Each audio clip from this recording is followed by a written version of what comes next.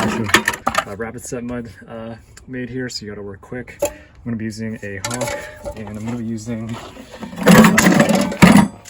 green rubber sponge as well as a 4-inch drywall knife. I will say this stuff is a lot easier and more similar to drywall than, you know, the typical stucco. And so we're gonna get started. I'll show you guys what this looks like and when we float it. You also want to have a bucket of water ready to go for your float step, so you can help blend this in so that it's a nicer transition.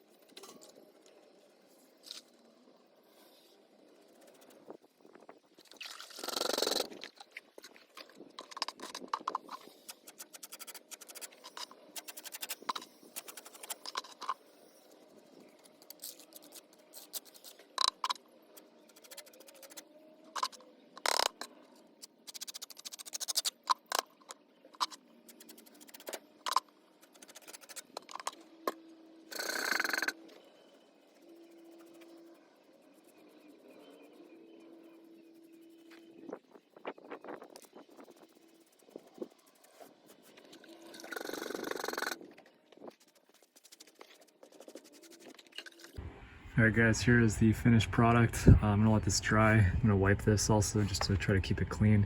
But yeah, I don't know if you can see, but there's some low spots, so I just threw in some more mud and tried to feather it out, so hopefully that transition is a little bit less obvious. But yeah, this is the type of grit that comes in, so when you hit it with the green float, it really blends it in with the existing texture that I have. So yeah, I hope this helped. Thanks for watching. Take it easy, everyone.